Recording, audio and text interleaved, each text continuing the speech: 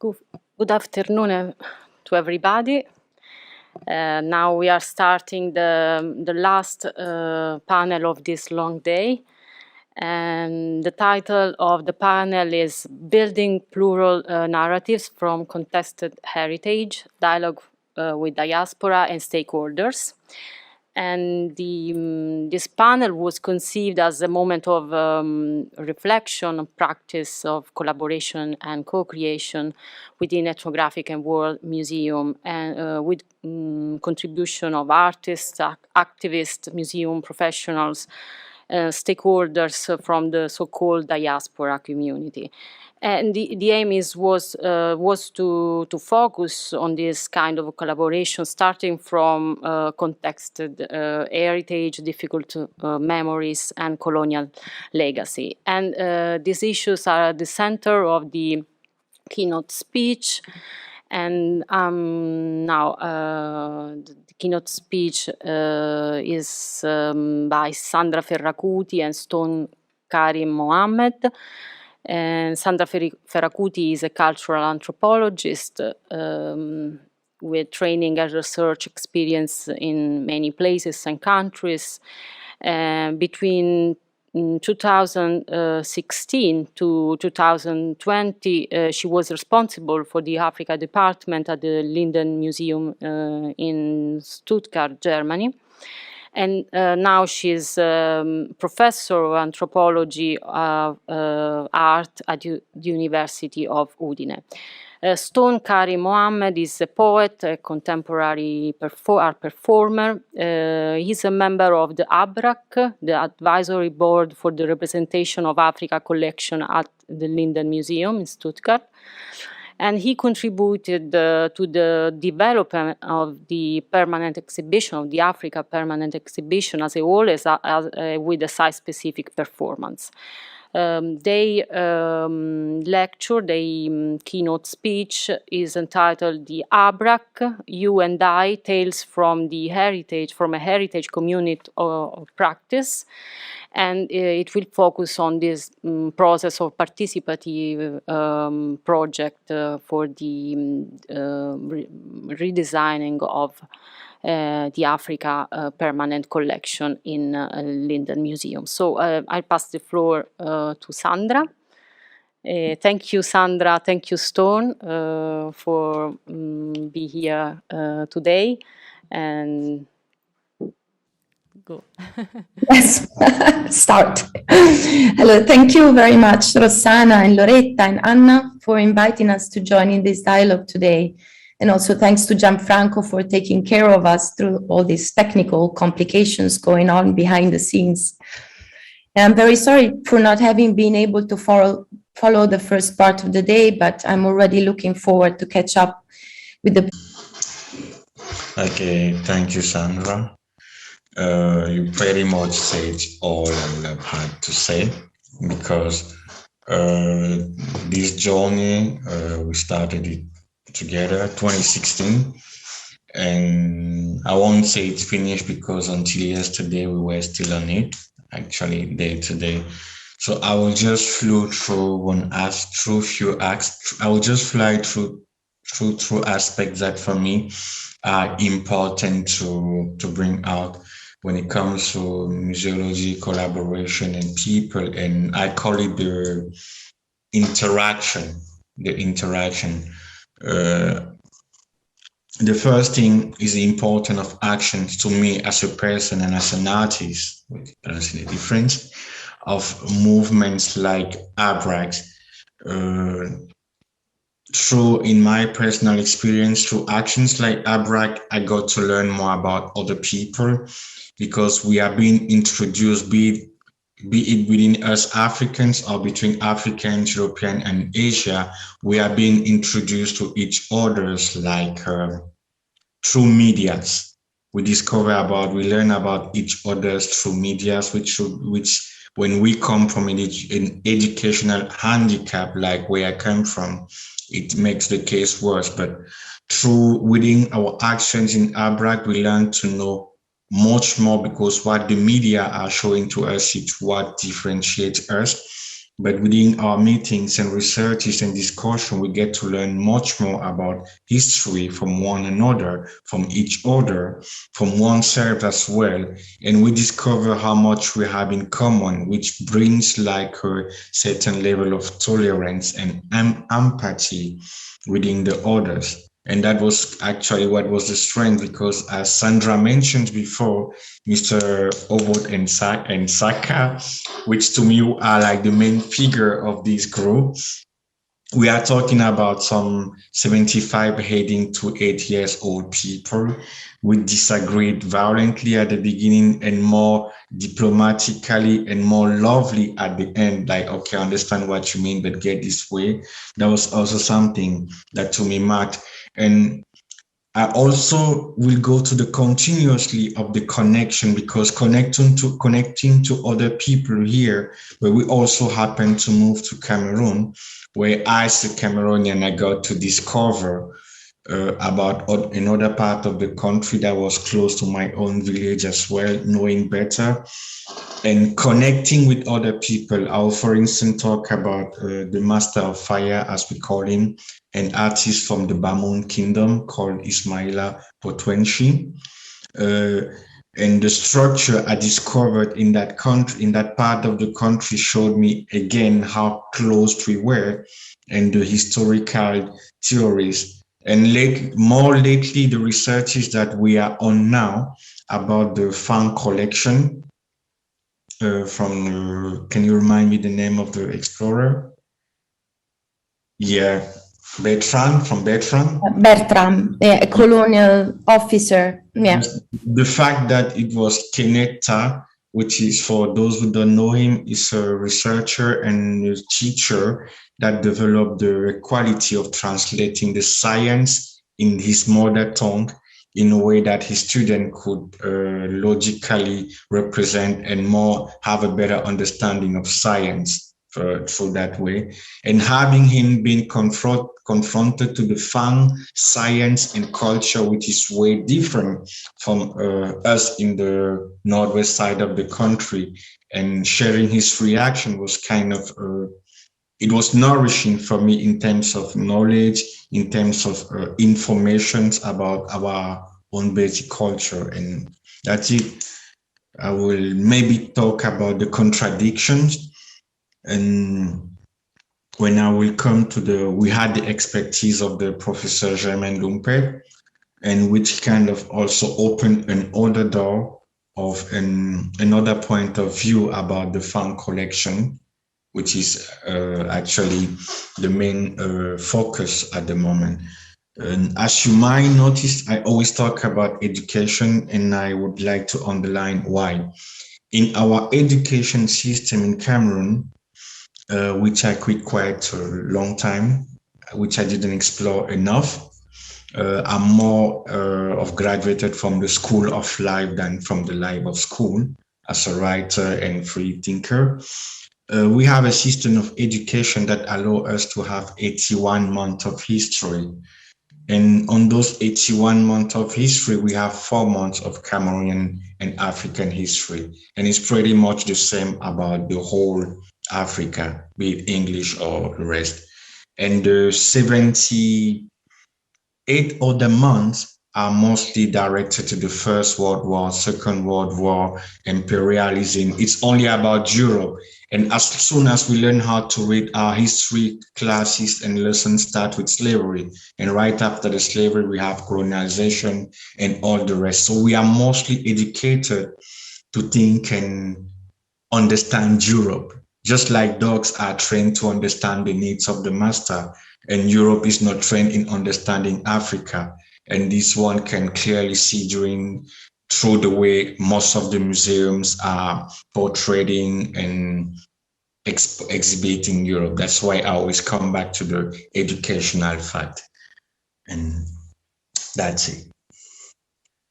I won't take so much of you guys' times, and I will just leave it there. And if somebody has some questions, there I am. You are muted. Thank you. Thank you, Sandra. Thank you, Stone. maybe the question, we will have some question at the end of the panel. So now we can move to the first contribution of this panel. And the contribution is by Luigi Christopher Vegetti Cantu, Marzio Emilio Villa, and Carolina Orsini from Museo delle Culture of Milan.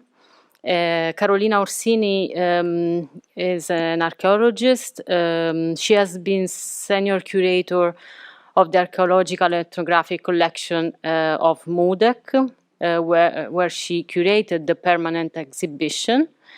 Luigi Christopher Vegetti Cantu is an artist. He exhibited in different collective and solo exhibition, and his works are in permanent exhibition of MUDEC. And Marzio Villa, Emilio Villa, is a Black indigenous artist from Brazil.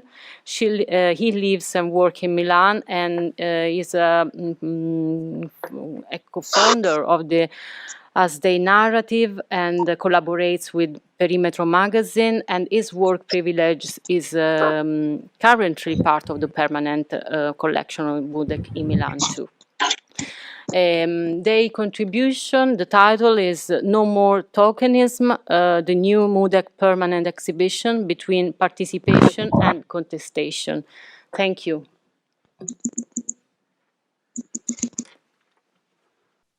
Okay, I hope that the presentation is going. Can you see the presentation? So thank you so much. I'm Carolina Orsini, and together with Luigi and Marzio, we wish to thank the organizer for offering us the opportunity to present the many challenges we have to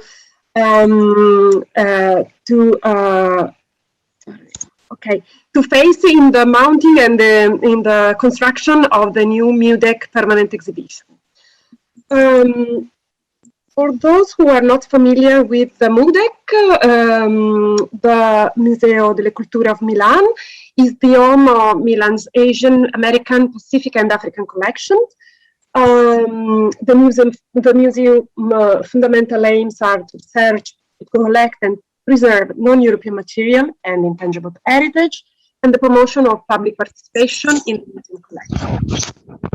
So in order to achieve the latter objective, the museum, long before its opening, established a partnership with an organization bringing together more than 200 associations of persons with diasporic origins called the World City Association. And also we promote another organism, the control room, composed of persons of diasporic origin who work in close connection with the museum management to develop public programs.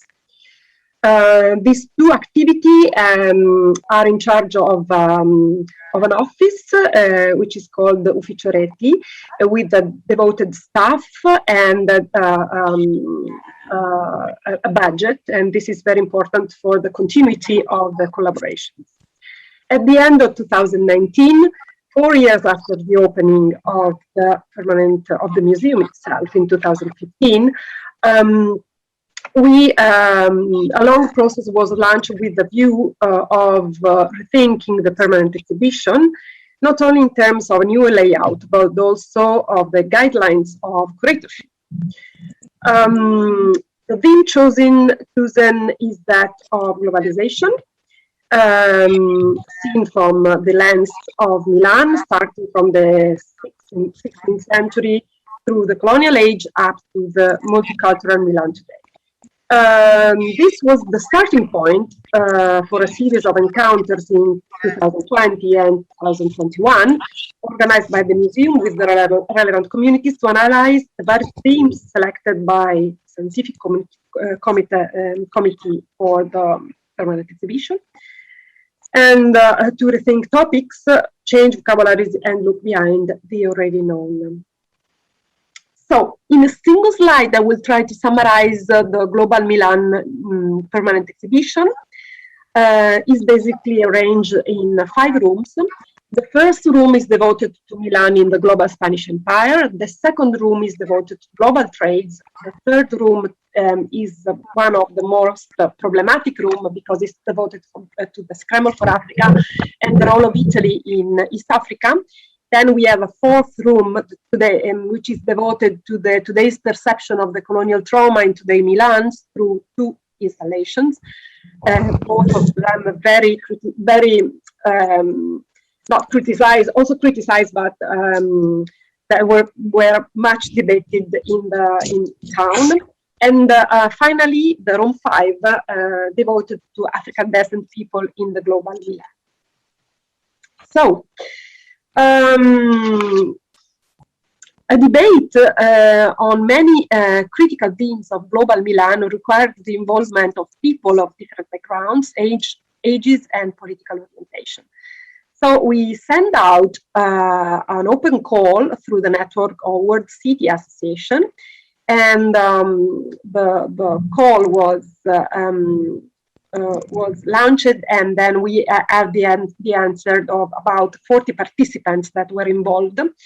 All of them provided with discussion materials. So the workshop in presence or the online workshop were fully devoted to the discussion about the themes that were selected for the exhibition, and also the methodology that we have to use for the display of the object, as you will see later on. So I want to specify that many set of workshops were performed, but today I have the time only to present the workshop for room 3 and room 5 due to time constraints, obviously.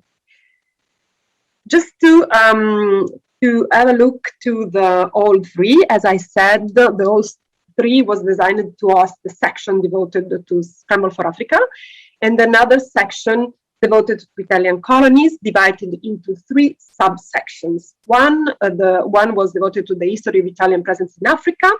Another one was devoted to propaganda of Italian colonies in Italy, and especially in Milan. And the third subsection was about fascism and racism. As you can see, all very hot topics to discuss with the citizens. As the result of the exchange of opinions, many specific issues emerged, especially with the workshop was held with the Ethiopian Eritrean diaspora communities, obviously because they were involved in the Italian colonial politics. The first important topic was about the use of the language inside the exhibition, because there's a need to express the racist matrix of many words in the Italian language, and to mitigate them and to find a way to use it in the proper way. Another very important issue emerged was the need to tell it all. What does it mean? The people expressed the need to the whole story to have a very deep recount of the presence of Italy in the colonial territories. This to rebalance the result of decades of cancel culture in which Italian society has ignored the responsibilities and crimes perpetrated during the colonial occupation. And still nowadays, it's very difficult to find in Italian museum a very deep recount of the Italian presence in East Africa. Another very important themes was the themes of shame. This was a very divisive issue, especially between the various generation of participants, also against the young participants to the workshop. The fact was, it tried to show materials telling the defeats suffered by population. It's right to display the booty of war. It's right to show powerful images or difficult images such nudity or other things. So I just want to summarize here some arrangement and change adopted after the workshops. They are not all the changes and arrangement that we adopted. Just a brief summary of a very long process that went on for a long time. Sorry. A multimedia one big arrangement was the implementation of a multimedia, where the dynamics of the conquest and above all of resistance of the different population of East Africa were explained with deep detail. Another very important arrangement was about the display of violent materials. People taking part to the workshop decided that this material have to be exposed. We didn't want to expose them at all, but obviously showing them by neutralizing them. So we used different strategies. For example, the postcard depicting girls used by Italian soldiers mainly have been exposed upside down, as you can see in the picture here. Also, in order to encourage reflection on shared history, an installation was, and in some extent, to deconstruct the rhetoric of the victory of the Italians in East Africa. We made an installation. Was implemented an installation with interviews with people of Ethiopian and Eritrean origin who live in Milan. And in these interviews, they explain how their lives and their city, Milan, in this case, have changed from the post-colonial period to today. And here you can see the real size arrangement of this installation with Julia, a person of Eritrean origin. Another very challenging series of workshops were conducted for the construction of Room 5. The Room 5 was designed to host, on one side, the prominent artists of African descent living or working in Milan, and on the other side, installation telling of the images of Africans in Italy. The room was therefore intended to be a sort of game of mirrors in which the contemporary situation was related through hetero-representation and stereotypes, but also self-representation by artists. And you see here the hetero-representation regarding the figure of the famous soccer player Mario Balotelli. So again, after many conversations that are still ongoing, specific issues emerged, especially the hetero-representation part was extremely criticized.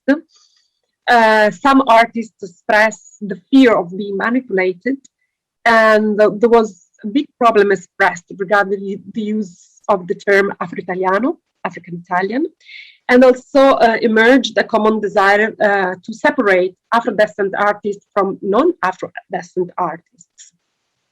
So which kind of consequences have this workshop? One artist decided to retire from the exhibition because he was not comfortable with exposing in an ethnographic museum. We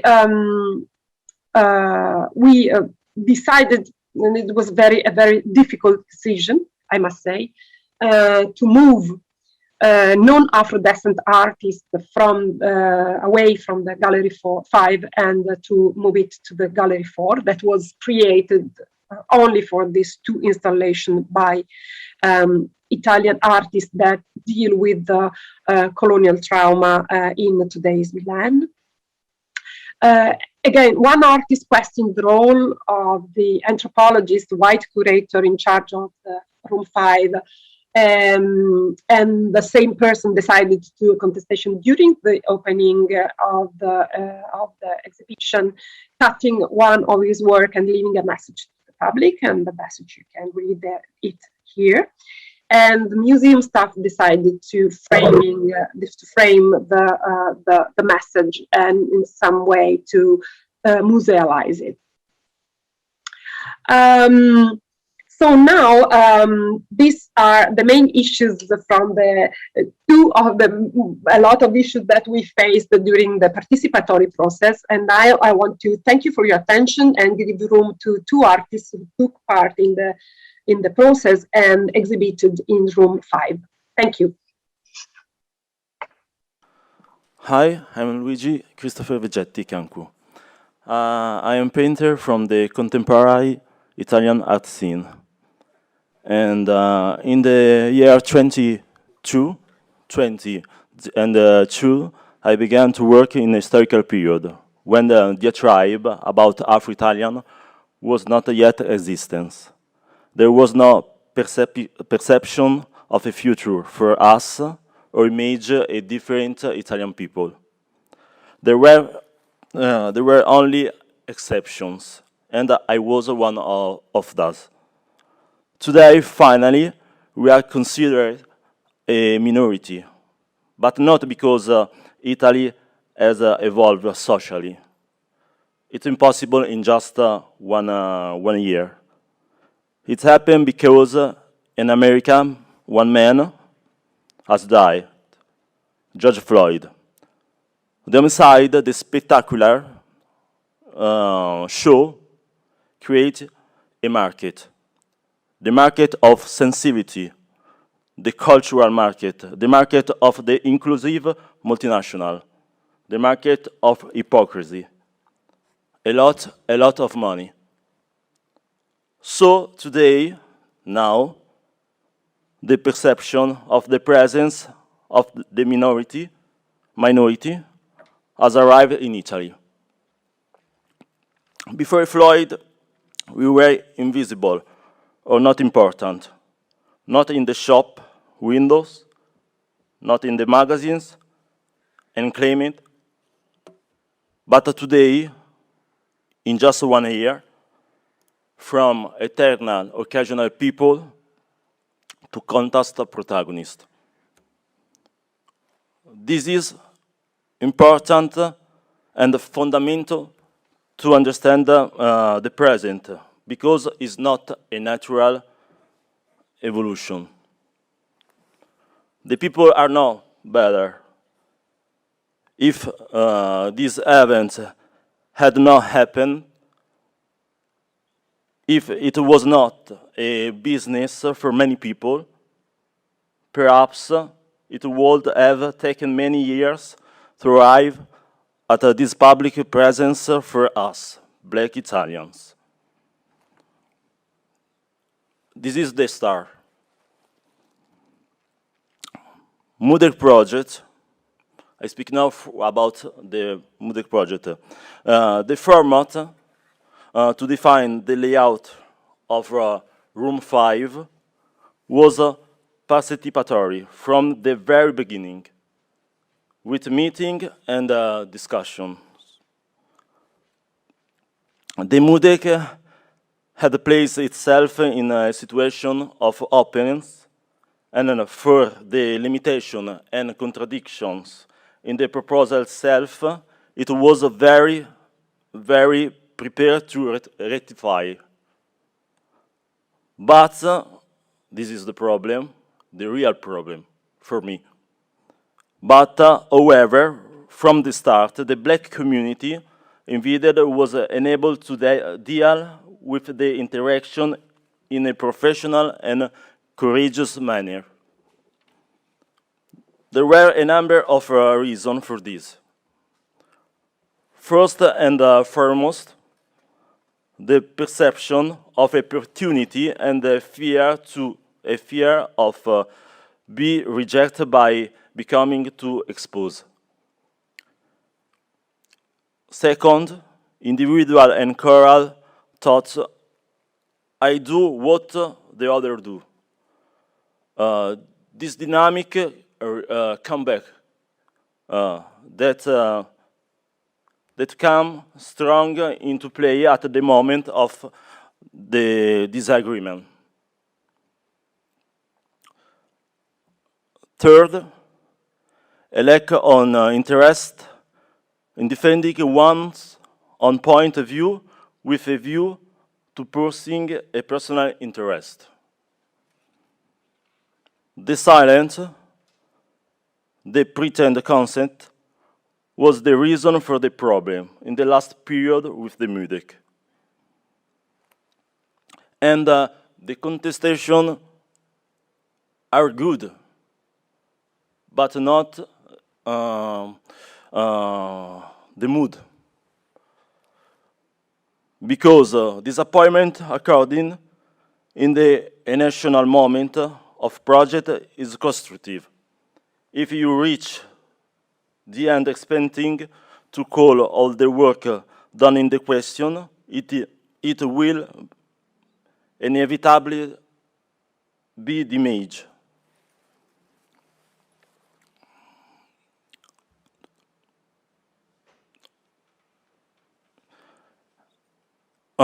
To the museum, I suggest if they hold a participatory exhibition, they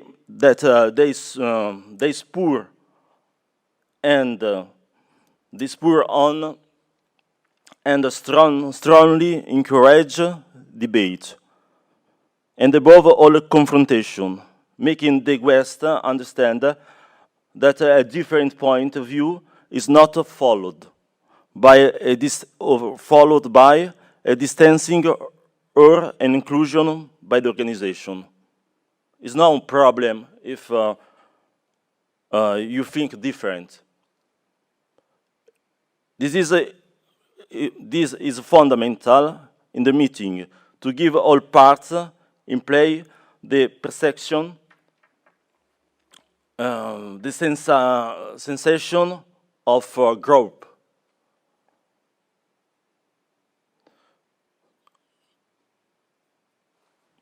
The new element of this permanent exhibition is the fact that it does not stop at the history, but they want also give a value and attention to the present.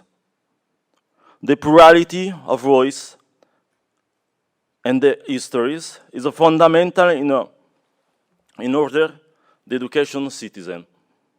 The museum must be a real place of conversation, meeting and dialogue between the different cultures.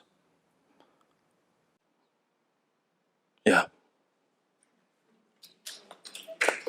Thank you. Marzio. Sorry, Marzio. No, it's okay. So, Thank you. so much time. So I want to explain how my production of the past last 4 years start. So I am an adopted child from Brazil. I was adopted when I was 3 months, and by the Italian family.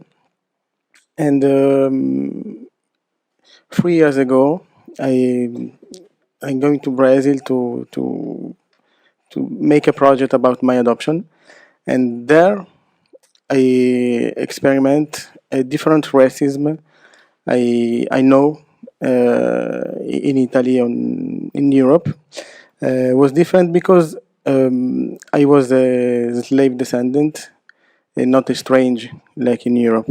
So when I come back, I want to explain this. I had to study for explain to white people what racism is, and I make this project called Privilege, and I expose in a permanent free photograph about this project.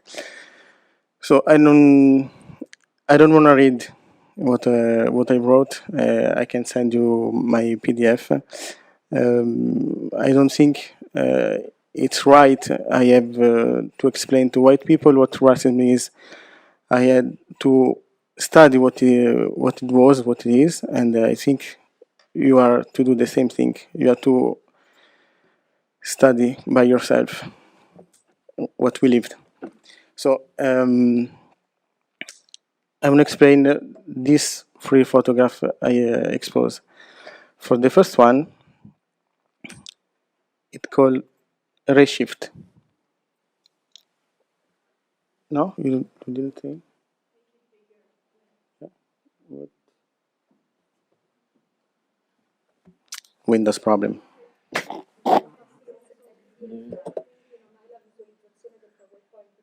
Okay.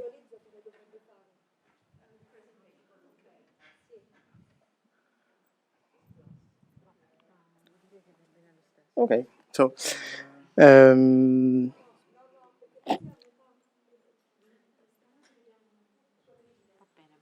no, it's the same. It's not a problem. Yeah, yeah.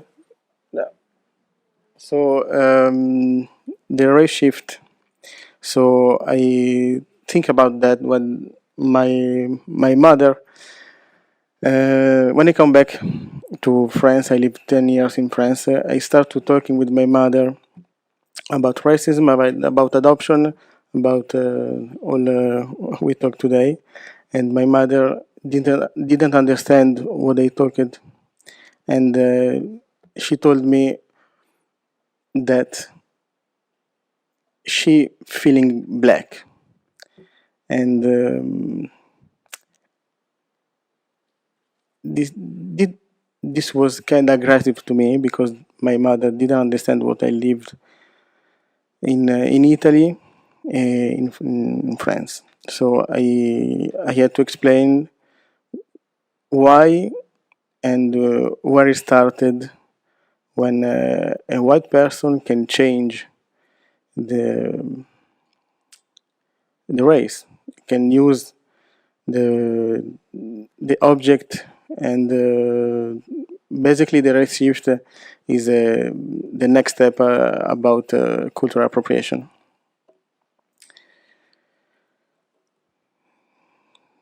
So this one, you can see the text. So tête de Toubab.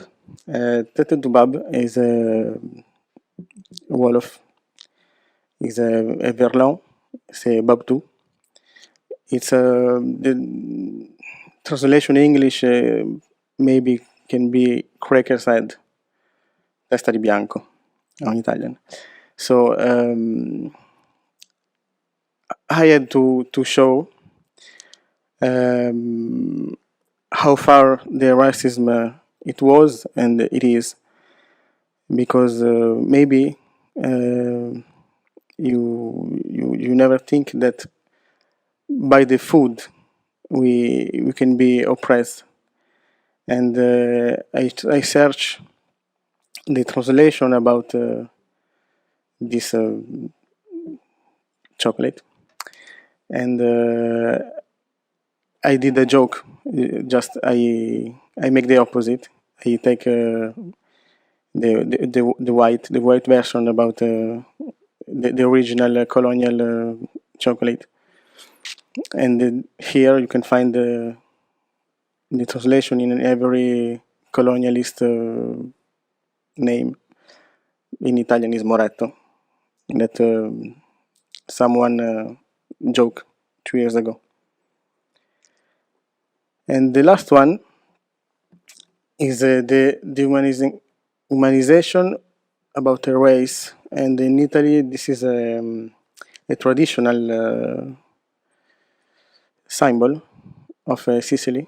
You can find in every house. I have my friend, when come back to Sicily, give me one of that, the white version. And for me, this is absurd to find the head about our ancestor on a table, on a fridge. And there are symbols in Italy that show this dehumanization. The symbol of Alfa Romeo, and there's a Mauros. It's eaten by a dragon. It's the symbol of the Sforza in Milan. In the Stazione Centrale, there's the fresco on the enter of the station. So that's what we live all day when we work in the city, and we are invited to our friend. This is a base my friend had in his house. So this is the 3 photos I exposed. I don't know if we have. No, you don't have. Okay, that's. Yeah. Okay. Thank you, Luigi. Thank you, Marzio. Sorry for all the presentation trouble, but we are in some delay now. Now we move to the other presentation by Tareke Brane. Tareke Brane is an activist and cultural mediator. He worked as a cultural mediator in Lampedusa in southern Italy for Save the Children and Doctors Without Borders. Tareke assists asylum seekers and is president of the 3rd October Committee. That is a no-profit organization founded in the aftermath of the tragedy in Lampedusa, in which 368 persons lost their life. And this evening, Tareke will present a contribution entitled The Museum, Trust and Dialogue for the Mediterranean, in which he'll present the creation, the activities of this museum in Lampedusa and the role of this museum in the activities of the 3rd October Committee, il Comitato 3 Ottobre. So, thank you, Tareke. I pass you the floor. Yeah, sure. Non so come si può allargare. Vabbè, grazie per l'invito, per me è un onore essere con voi. Ho scelto, riesco a esprimere un po' meglio in italiano, quindi questo un supporto alla mia collega Giulia. Thank you for the invitation. I'm very glad to be here with you today. Since I cannot speak English very well, I preferred to call my colleague Giulia to support me with the language. Insomma, ho voluto un po', prima di arrivare, come siamo arrivati al museo, volevo tornare un pochino indietro. Ho scelto questa foto, per me è un simbolo.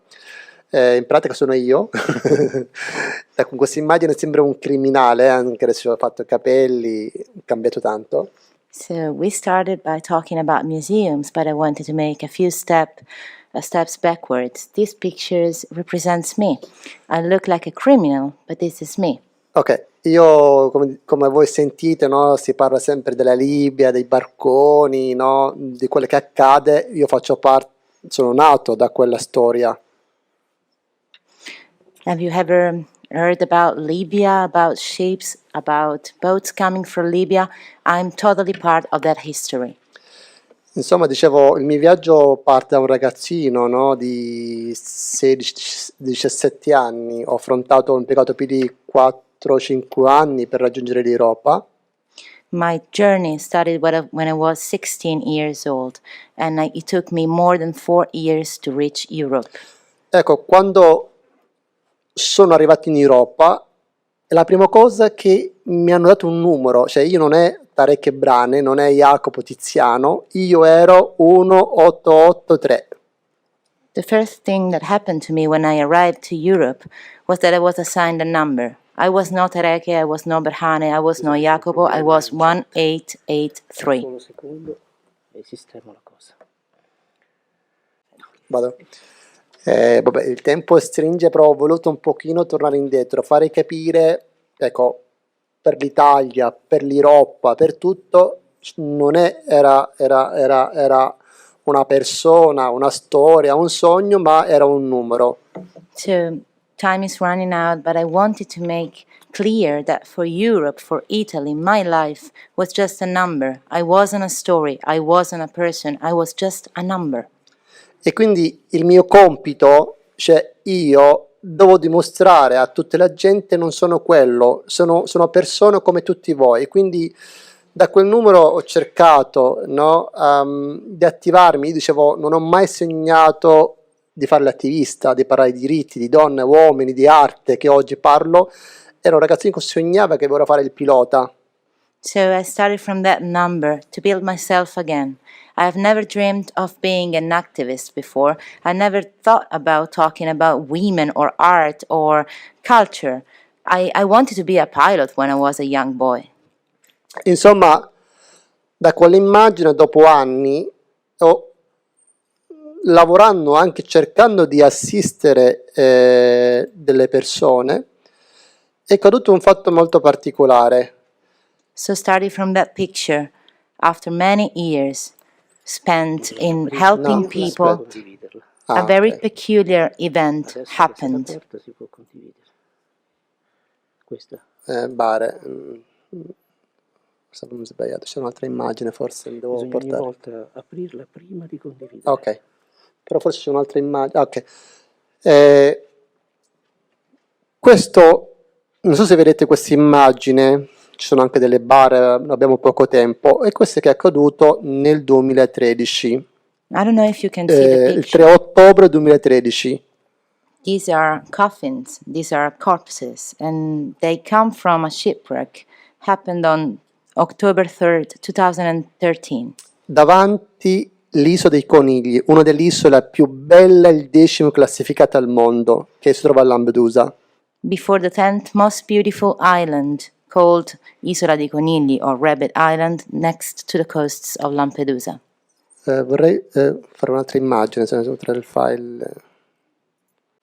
Ecco, una settimana dopo c'erano questi bare, erano 368 persone, c'erano bambini, donne, c'erano anche delle donne che hanno anche partorito dentro l'acqua.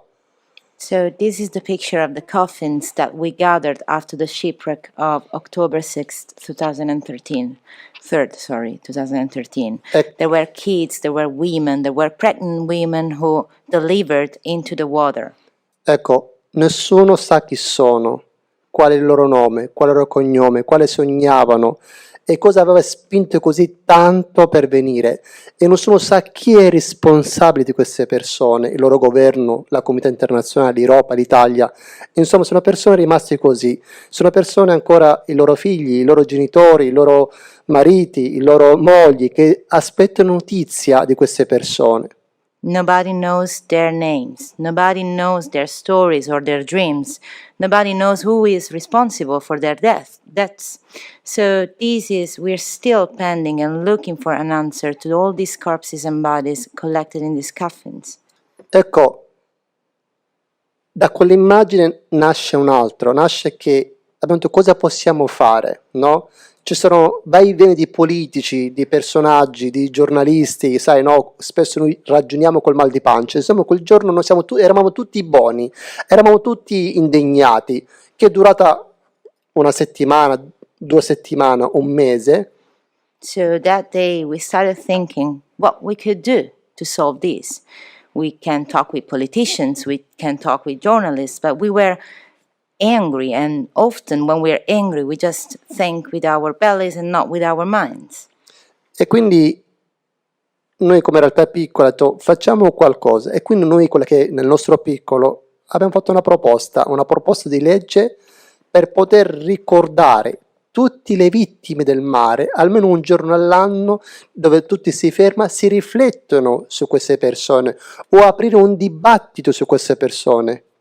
So we made up our mind and we decided to make a law proposal to the government in order to establish a national day for the victims of the shipwrecks at sea, to remember just one day per year their identity and their lives. E quindi grazie a tante mediazioni, lobby, la stampa, siamo riusciti a ottenere, sempre parlo di quel ragazzino col numero, a ottenere un grande risultato, anzi 2 risultati. Uno, abbiamo messo una procedura per poter riconoscere le salme, dare nome e cognome a queste persone tramite il DNA. L'altro, siamo riusciti a fare approvare una legge dal Parlamento italiano, ma anche in Europa, che diventa la giornata della memoria e dell'accoglienza per tutte le vittime del Mediterraneo.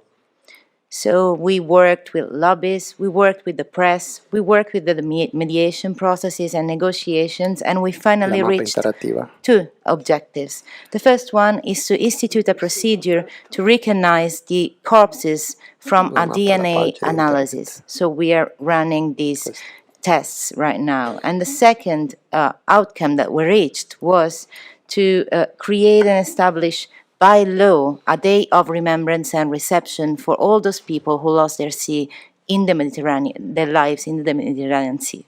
Sorry.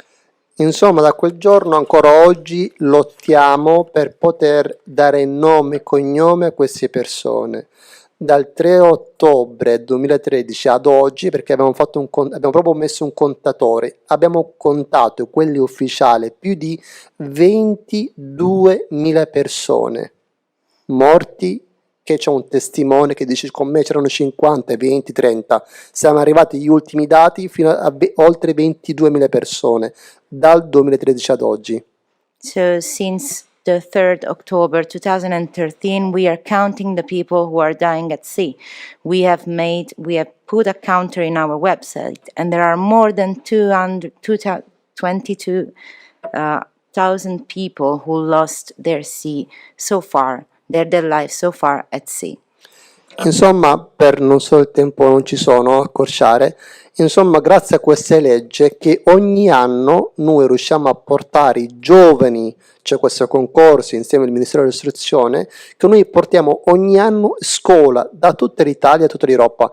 Era giusto per dare un'idea, questa mappa interattiva che sta sul nostro sito, c'è tutte le scuole ad oggi che sono venuti a Lampedusa perché abbiamo voluto lavorare proprio con i ragazzi, cioè cambiare, parlare proprio del presente, no? Anche se a volte nei musei si parla, no, del passato, e poi adesso arriva anche il nostro museo, come è stato immaginato, come è stato costruito. Cioè, quest'anno addirittura abbiamo scritto anche una pagina storica in Europa. Per la prima volta siamo riusciti a mettere 22 paesi giovani che sono seduti insieme per poter dialogare, parlare su questi temi. So we started by a competition and a contest run by the Ministry of Education to involve students coming from all over Europe to come to Lampedusa each year for the celebration of the Remembrance Day. These students bring a new spirit of dialogue to this question and to this issue, and we have written an historical page this year because we made it possible for 22 different countries of Europe and students and schools to gather on Lampedusa to debate the topics of migration and to raise awareness on these difficult and challenging issues. We have also organized a museum called the Museum of Trust and Dialogue for the Mediterranean Sea, and we want to show you how the museum is organized.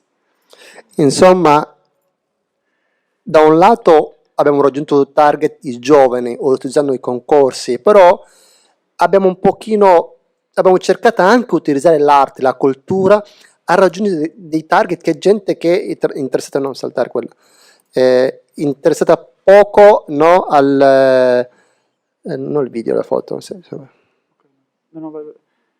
Vabbè, c'è il video. Scusate per la confusione. Insomma, ha detto cerchiamo di fare, no, anche utilizzare tanti altri strumenti, quindi c'è uno spazio a Lampedusa, e quindi grazie a tanti altri musei che all'epoca, no, come diciamo sempre noi ragioniamo col mal di pancia, c'è stata una collaborazione di musei anche importanti, il Museo del Bar di Tunisi, maltese, quella francese, hanno fatto delle opere ma proprio anche impegnativa. Grazie anche al Presidente della Repubblica, anche il Ministro del Bene Culturale, nel 2016 è stato inaugurato il Museo del Dialogo della Fiducia. So we opened some collaborations not only with the Ministry of Education to involve the students, but also with some institutions of the cultural world, such as the museums located in Tunis, in Malta, in France. And we made it possible in 2016, thanks to the help of the President of the Republic and the Ministry of Cultural Heritage, to open this Museum of Trust and Dialogue on the island of Lampedusa. Insomma, c'è stato un risultato pazzesco. in giro di 4 mesi il museo ha raggiunto più di 10.000 visitatori, essendo l'isola la gente va per turismo, che è l'unica struttura culturale che esiste sul museo, quindi se tu vorresti o non vuoi ti trovano automaticamente all'interno di questo museo, e quindi c'è stato davvero un boom di risultato. In 4 mesi era stato inaugurato a giugno dal Presidente della Repubblica e poi era la chiusura prevista con la commemorazione del 3 ottobre. In giro di 4 mesi ci sono stati più di 10.000 visitatori che hanno visto il museo. So back in 2016, after the opening of the museum, we reached a crazy outcome in terms of number of visitors. In fact, in only 4 months, from June 2016 to October 2016, more than 10,000 people visited the museum, which was the only cultural structure on the island, by the way. And these visitors were, the high number of visitors was due also to the fact that Lampedusa is a touristic island. So the only cultural place you can go to on Lampedusa is the Museum of Trust and Reception. Insomma, dopo il 3, come tutte le cose, tutto è chiuso, tutti tornavano, ogni opera tornava e col posto era subito l'hanno chiuso. E poi, ci siamo con i tempi? Ah, ok, cerco di stringere allora. Dopo lì, no, facciamo qualcosa, e quindi abbiamo fatto una proposta al Ministero dell'Istruzione, al Comune, di poter siglare un protocollo, che ormai il secondo rinnovo, di poter fare, cioè avere una continuità col museo. So after the 3rd of October each year in the past, the museum was closed because we didn't have any convention or agreement to keep it open during the whole year. But a few years ago, 2 years ago, we ratified a convention, a protocol with the municipality of Lampedusa and Linosa to make it possible for the museum to remain open over the course of the year. E quindi abbiamo diviso il museo. C'è un lato, una stanza multimediale, quest'anno abbiamo anche rafforzato, che racconta esattamente con l'immagine reale, stata data dalla Guardia Costiera, dalla Finanza, dalle ONG, su cosa accade esattamente in mare, cioè cosa vuol dire no annegare, cosa vuol dire fare la traversata, proprio immagine reale, fare vivere lo spettatore, cosa vuol dire attraversare, perché spesso non ci rendiamo conto, no? Vediamo queste persone, e anche cosa vuol dire importante sull'identificazione delle salme a queste persone. Questo è uno. L'altro, abbiamo anche cercato di raccontare ieri, abbiamo chiesto ad alcuni musei di donarci o di prestare dei reperti dei italiani che andavano in America, cioè i loro documenti, le loro letterine, cercando di raccontare e fare incrociare 2 storie insieme, cioè a volte quasi ripete, no? E l'altra che ci ha colpito molto, grazie anche alla procura, alla Corte d'Appello di Palermo, ci sono stati anche affidati i reperti di quelle vittime, i loro oggetti, no? Come personale, no? Cosa avevano in tasca? Che aveva la terra di casa, che aveva le foto, il passaporto, non so se poi, no? Cioè, non so se un pochino le orecchini, che nascondeva delle letterine che non sono mai arrivate, per poter incrociarli insieme, far raccontare, no? Cosa vuol dire rischiare, mi sono allungato, e anche i reperti italiani e anche di oggi, ma si chiude anche con la speranza, c'è un'altra stanza rivolta anche il domani, il futuro, e quindi da una parte abbiamo cercato anche di raccontare il presente. È diventato l'unico museo in Italia, non so in Europa, che racconta anche proprio la storia di oggi. Un'altra parte abbiamo chiesto anche un campione di fotografi famosi, cioè che fotografano le frontiere. Abbiamo scritto anche agli italiani che ci sono, non solo esiste il Mediterraneo, la rotta balcanica, il Messico, grazie tramite a queste immagini dei fotografi di frontiere, fa spiegare che esiste tante frontiere che spesso noi non ci rendiamo conto. Noi siamo fermi al Mediterraneo. Okay. So our museum is divided in different parts. We have 2 main rooms, a multimedia room that includes all the real pictures and videos and footages taken by the GDF or the Coast Guard, the Italian authorities, when they collect the bodies of the people at sea or the boats with the survivors. And this is a place where identity is the main focus, because we want to show the visitors that the victims should have an identity. This identity is also connected to another part of the museum in which we recollect all the objects taken from the shipwrecks. So we have bracelets, we have leathers, we have food, we have shoes, we have clothes of people that have lost their lives and that have left something at sea. And there's another part of the museum that talks about yesterday, the past, which is a part where we have collected all the different remains of historical traces present on the island and present in the close neighborhoods of the islands. So we want to intertwine two histories, the present and the past, the objects of the day of today with the objects of yesterday.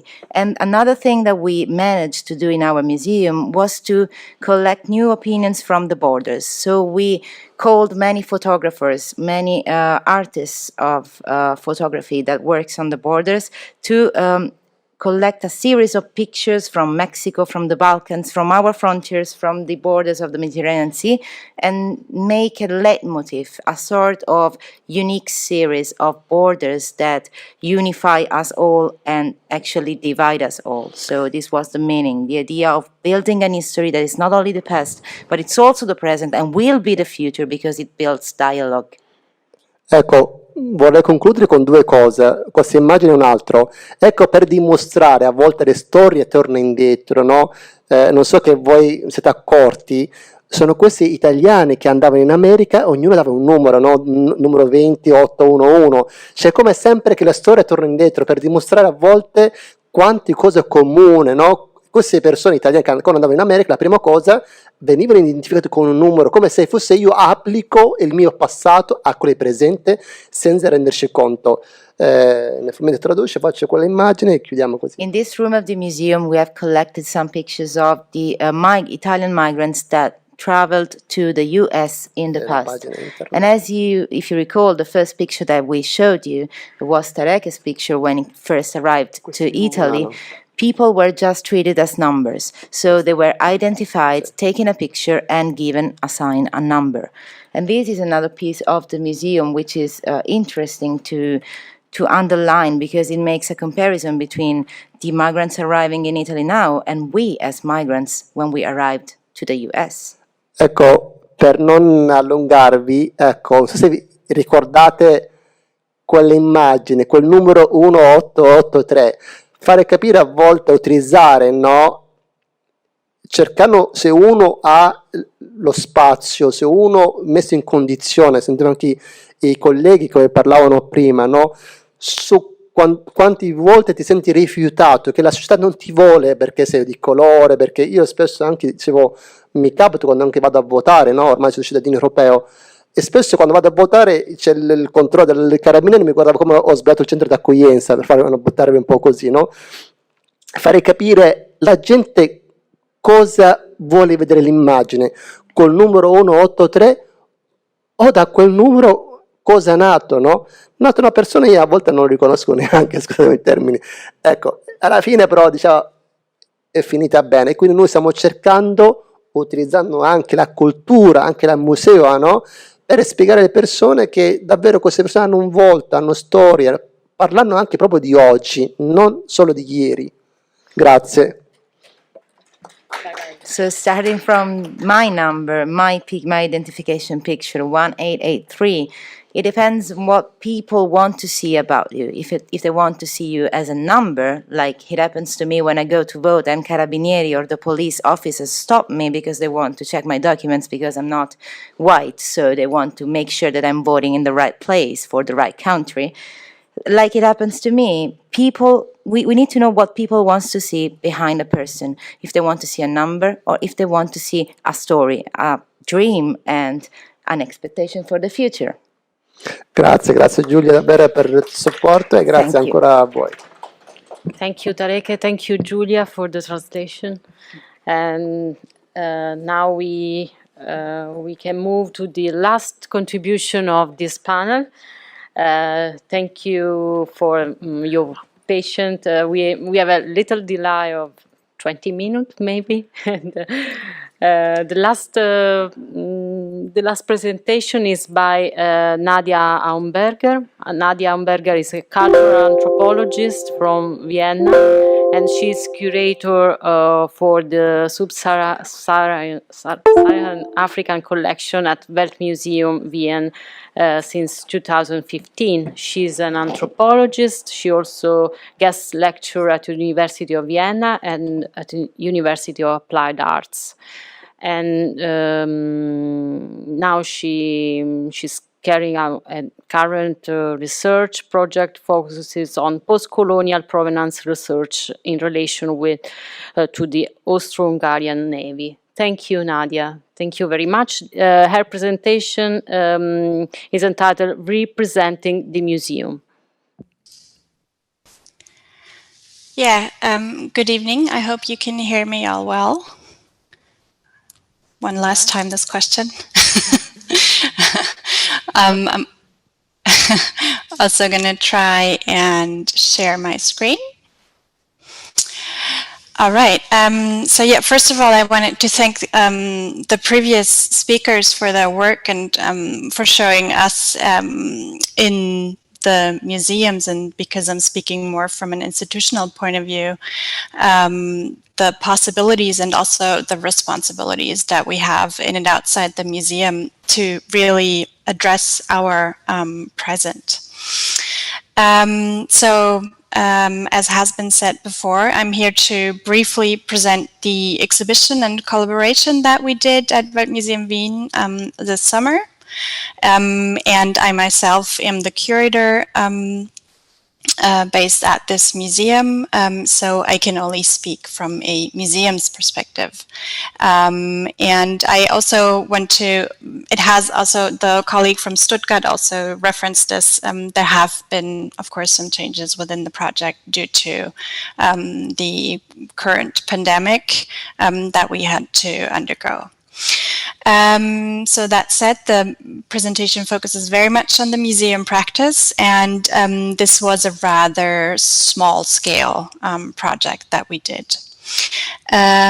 So to give you a brief introduction, the Street Art Association Calle Libre offered the Weltmuseum in Vienna a collaboration project, and they broadly based it around the Black Lives Matter movement. So this is how this association framed it.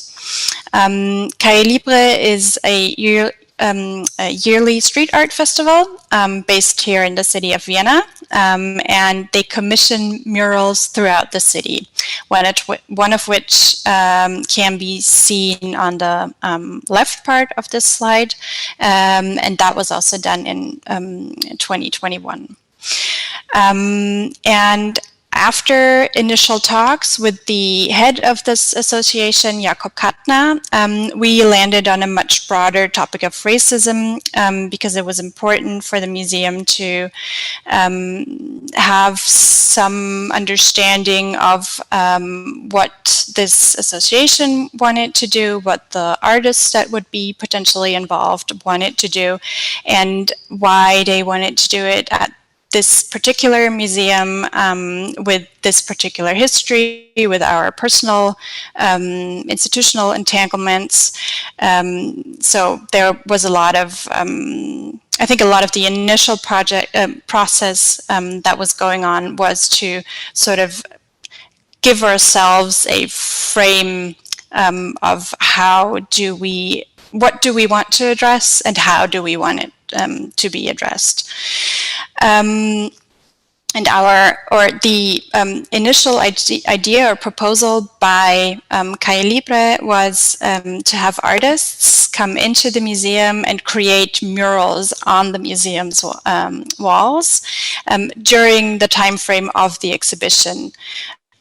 So the visitors could also see the process of the artist and could talk to the artist and could also see how his or her work would progress. We had planned the end of the exhibition after 2 or 3 weeks, and this was to coincide with the end of the festival in early August.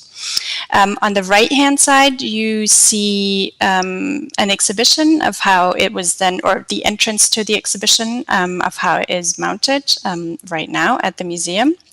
And what it's sort of evolved into now. The actual exhibition project does now have the title "Represent: Unlearning Racism," hence also why I chose the title for this presentation today. It shifted from a 2 to 3 week presentation to an 8-month exhibition, which for us is quite a long running time. And another change that we had was also that it opened on the last day of the festival. So it didn't coincide with the opening, but with the closing of the festival. Another big change that was actually more difficult to get our heads around was that we had to change all of the rooms of the exhibitions. So it was already planned and then we had to redo it. And it's now presented in a total of about 300 square meters and in 3 rooms. The exhibition shows 11 artistic positions, 2 of which can be shown here, where the work is still in progress. And these positions include, as you can see here, they still include murals, but also video works, costumes, or works on found materials from contemporary artists and designers. And the works were either specifically produced for the exhibition, as is the case with the murals, or already existed. And all of the works can be summarized under the term street art. This was especially important for Calle Libre, which also to me adds another layer to the exhibition, considering that it is an established museum in imperial surroundings. Our building is in the center of the city. It's very frequented by tourists, and it is part of a former imperial space or residence. So that is a very different setting to have street art in than you would usually see it throughout the city. The process of the selection of the artists was so that both institutions could mutually suggest artists, and both had veto power. So it was a rather informal process, as I would describe it, and the suggestions on who would want to participate from the artistic world was so that we discussed, or we made suggestions, but only about artists, not about the actual work that they would do. So in case of already existing work, we would discuss the already existing work. But in case of the murals, for example, we just said, we just discussed what, how is this artist interested in the topics that we want to discuss in the museum? Is there any reference there? Would they be willing to exhibit at the museum? And then we went from there. But the museum did not have any reservations against certain ideas that the artists brought forward. So we didn't have like a sketch that we discussed with the murals. We just said, okay, this artist would like to participate. This is what they thought of, or this is the topic that they want to frame it in. And then afterwards, they would do the sketch and do the actual work within the museums. We had initially planned several points of reference to our collections in terms within the exhibition. So to have actual objects from the collections presented at the museum. but due to the change in time and location of the exhibition, that was no longer really possible, and was very limited to begin with. And in hindsight, so one of the learnings that was really crucial for me was that we would have needed much more time with the artists for them to explore the collections properly, to have access to the collections, and to be able to talk about them and ask questions about them, and then go back into their process and really work with that. This was especially felt in the first room. The first room consists mainly, as you can see in these two pictures, of illustrations. And all of these illustrations are titled "Allow Us to Reintroduce Ourselves." The illustrations are done by Russell Chasley, and the curatorial selection was done by Tonika Hunter. So, we had these illustrations show crucial moments of Black Austrian history that were selected by the team that I just mentioned, plus additionally the historian Vanessa Spanbauer and the activist politician Mireille Ngosso, who also, just as a side note, recorded audio statements to give more context to the illustrations, because as you can see here, there's not that much information about the singular works. In the center of the right photograph, I hope you can see it, there is a display case. So between the two illustrations, and we, where we had originally planned to exhibit an object from the collection, in connection with the illustration above the door frame on the left picture. This is why I had both of these up here. And this illustration is alluding to the incredibly difficult history of the so-called human zoos. Of course, this history is also manifested within our collections. And after some discussion during the mounting process, we, with the artists and the curator Tonika Hunter present, we decided not to display the objects, but instead have a photograph of the museum with a label to position the museum, so our institution, ourselves, so that it's not, so that our position, or so that it is clear to visitors that it is important to reflect on our own history and to reflect on their institution's history in a very, sort of practical way. This is the solution that we came up with. I'm sure it can be discussed, but I think it's a quick fix, that's for sure. But I'm hoping that it will lead to many of our visitors questioning, okay, why is there a photograph of the institution that I'm currently standing in this display case? What does this mean? And what does this mean for my own history, for the Austro-Hungarian imperial history? So for me, within this, I would like to summarize or leave with some questions, because this exhibition, as I said, was planned very differently, more as a presentation than as a full-blown exhibition,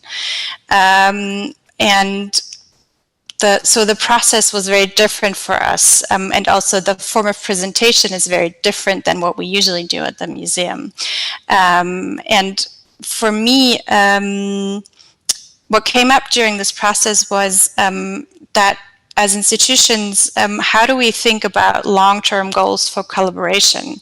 How do we, and this is why I especially like the keynote with Abrak, how do we establish what expectations museums have and what expectations our visitors have, and how do we get those two sides together and in a way that benefits potentially everyone, with so many topics that are so day societies, and so that it's not just, we don't think about just good museum practice, but in enhancement of our view on the institution and on what we might be able to contribute to certain issues from within the museum, but not just as a singular voice, but as a multi-vocal conglomerate, if you want to do so. Yeah, and with that, I would like to end my presentation. Yeah, and I thank you all for listening. I'm curious about any questions. Thank you, Nadia. Thank you very much for your contribution.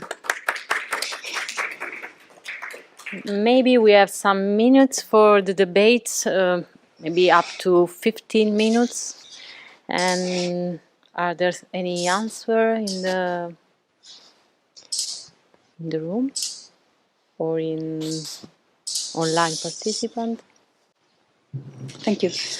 Thank you very much for all the interesting interventions. And I have two questions for the MUDEC Museum. I would like to better understand what the museum thinks about the artist's acquisition of tokenism. And the second question is, you said that the museum collaborates with the Milan City World Association, which networks the various diaspora of the city. I want to ask, how does the museum collaborate with the association? For example, does the museum participate in the events of the cultural program of this association?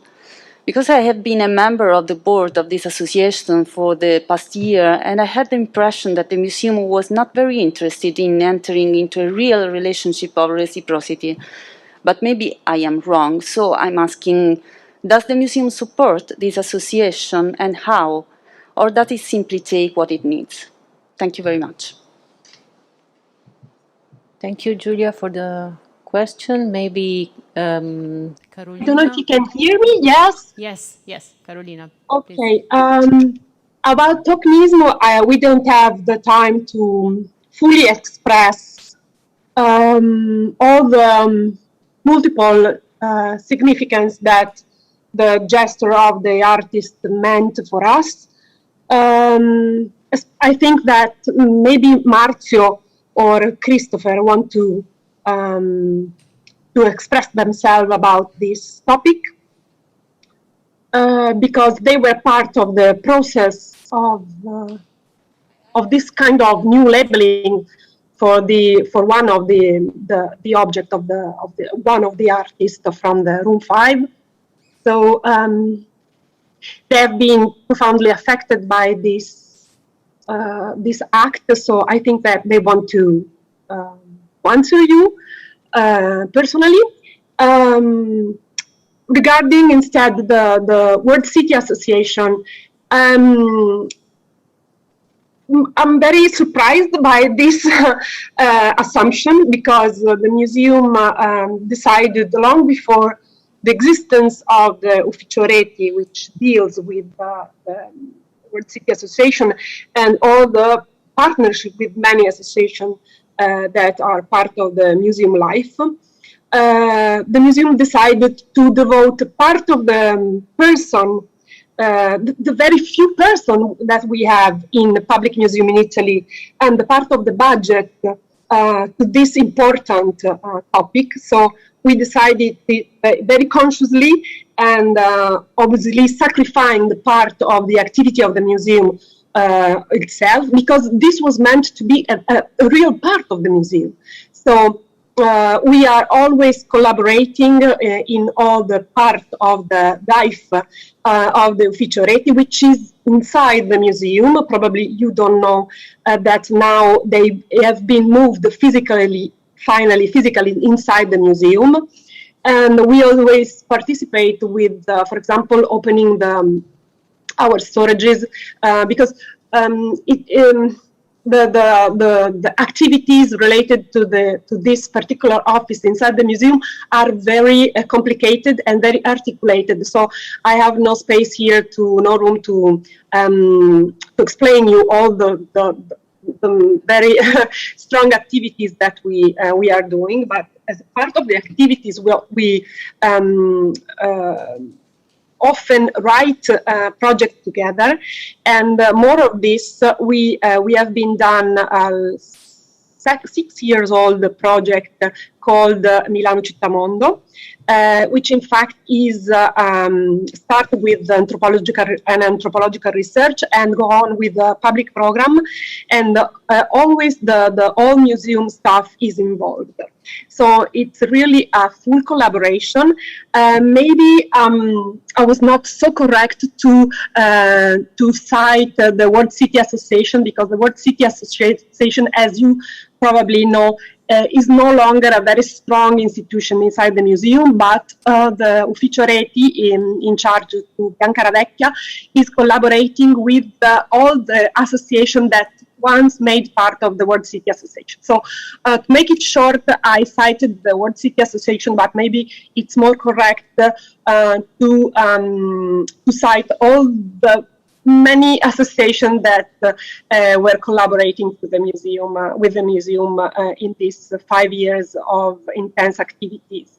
You can see the very articulated programs and activities in our museum website. Thank you. Thank you, Carolina. Please, say. Julia, and then, I just want to say that I'm glad that the artists talk about this topic of this accusation of tokenism, but I was asking the museum. So we can hear, of course, with great pleasure what they think about it, but I was asking the museum. Thank you. As by my side, but I don't want to talk too much. By our side, we fully accepted the position of the artist, but we did our job. We are a museum, so the museum have a very precise role. So we decided to frame the label that the artist posed under his artwork, because we felt that this was our role. I mean, we respect all kinds of roles. He has the right to protest. We have the right to do the museum. This was our position. We reflected a lot. We did not oblify or cancel the jest. We decided to leave the jest and to leave the possibility to the public to see that the framework was cut, not dilating the cut, for example, the cut in the wall, but we decided to do our role, the museum. So we decided to frame the label that the artist left inside the installation. Okay, so I know the artist performance, and we talk each other about his performance, and we have two opposite opinion about this. And what can it say?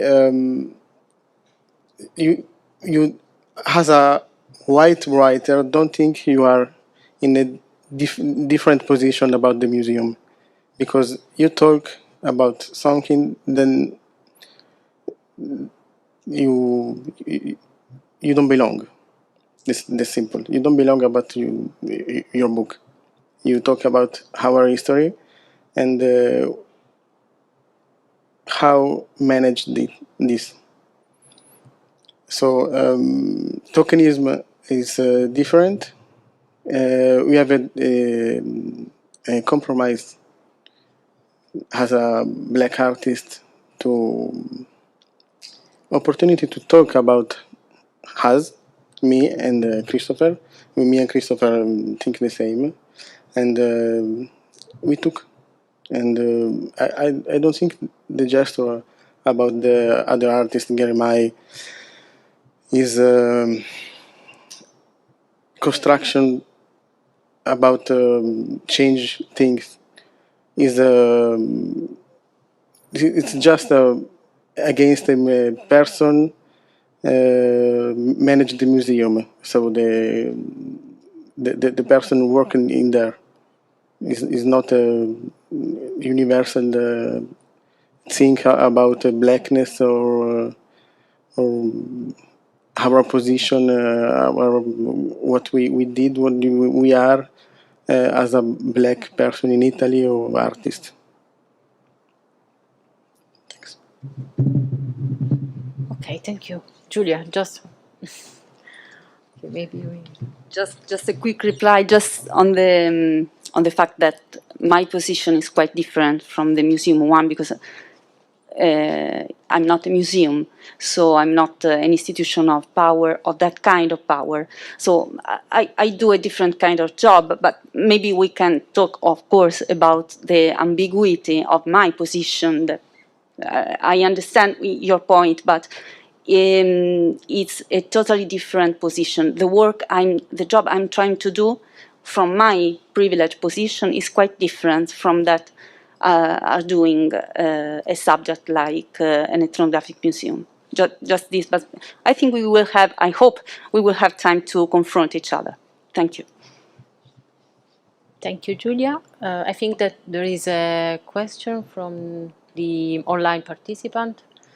Maybe Pietro is collecting it and now is going to read to everybody. There's a question. Just a second. Okay, can you hear me? Yeah. Sure. Okay, there's a question for Tareke. And there's how local community in Lampedusa reacted to the museum. And I can translate it. I mean, come la comunità locale ha reagito, come interagisce con l'istituzione del museo, come si rapporta con l'istituzione del museo. Grazie. Thank you, Pietro.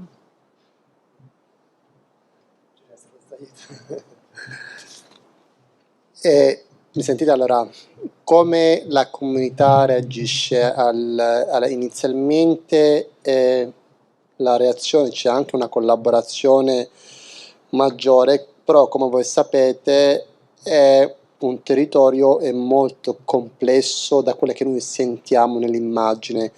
Quella che noi stiamo facendo un lavoro di low profile e quindi partire dal basso e coinvolgere i giovani. Tipo per dire, quest'anno noi abbiamo utilizzato anche il museo per fare alternanza a scuola-lavoro, cioè diventa il luogo dei ragazzi che possono portare le loro idee anche locali, anche raccontare dal punto di vista dell'isola. C'è un lavoro molto, però spesso anche la politica non ci permette a fare. Voglio anche sottolineare, in realtà il museo non ci sono finanziamenti zero, in senso noi con i nostri volontari cerchiamo di tenerlo aperto, anche raccontare tutto a nostro carico, per fare anche capire questo, però un lavoro ci vuole il tempo. So as you can imagine, the community is not easy to convince, and sometimes on a small island like Lampedusa, this is even more difficult. But we are using the museum to do work and training and school programs by involving the students that come and help us as volunteers all over the course of the year. And it is important to notice that we are totally auto-financed, meaning that we don't have any funds to keep the museum open, and we keep running it by our volunteers. Insomma, lavorare con i ragazzi vuol dire lavorare anche con le famiglie, cioè però il contesto che mi ha fatto domanda, comunque parliamo di una realtà isolani, comunque sono molti limitati, quindi ci vuole un lavoro davvero ma tanto per fare capire, perché a volte anche la mass media utilizzano quel tema dell'immigrazione come immagini negative che può incidere sul turismo sul territorio, e quindi è un lavoro davvero come per dire, un lavoro ci vuole, insomma, è un grande delle mediazione, ecco. The work that we do on Lampedusa with the students, with the citizens of the island is a challenging work. We mediate a lot, we do a lot of negotiations. As you can imagine, an island small as Lampedusa attracts the idea and the mass media that converts and reflects the meaning that migrants are detrimental for tourism. So if you want to stand on the part of migrants, on the part of people and change minds, you need to do a deep-rooted work with the citizens and the students. E chiudo, quella che stiamo anche fare ragionare loro a Lampedusa è al di là di Lampedusa, cioè non si può fermare anche delle opinioni locali, anche nazionale, quella che noi stiamo lavorando in questi, anche non so se avete visto, seguito in queste qua, cioè portare i giovani da tutta l'Italia, tutta l'Europa, metterli insieme, no? Quando io sento spesso, no, anche dell'Ungheria, della Polonia, ma spesso non conosciamo realtà, affinché non mettiamo insieme a un contenitore insieme a poter fare anche conoscere, no, delle realtà al di fuori della loro realtà, così l'unica maniera per poter anche uscirne, no, da questa logica di solo siamo noi e parliamo eventi solo fra di noi, e così siamo diventati uno degli eventi unico in Europa, dove ci sono i ragazzi italiani, europei, ci sono oltre di 17-15 realtà, dall'agenzia dell'ONU, dei rifugiati, dei migranti, degli attivisti, delle famiglie delle vittime. Insomma, vi invito anche ad andare a incuriosire sul nostro programma che noi facciamo. Grazie.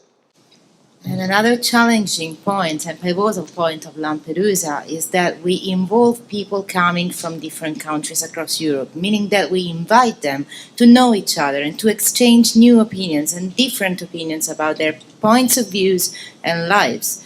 As we all know, in Poland and in Hungary, there are things going on that are against the European Union and its principles, but we don't know each other as long as we don't meet each other. So Lampedusa is a meeting place, it's a place for dialogue, it's a place to promote a new knowledge of ourselves in our present, and it's the place we invite you to go and discover. Please visit the museum, please come and check what we have to offer to you. Thank you. Thank you. Thank you, Dareke. Thank you, Giulia. If there are no any question, I think that we run out of time. So we have to... Rossana, yes. Can I just interrupt? Yes, sure, Sandra.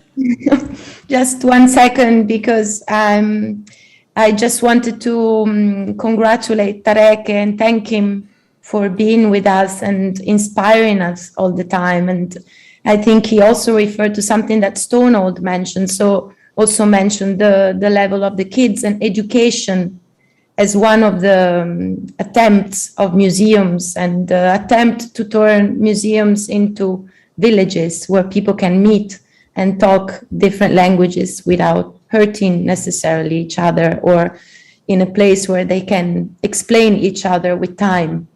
But I just wanted to thank him for what he's doing and the inspiration that he gives us every time we can see him. And thank you. That's all.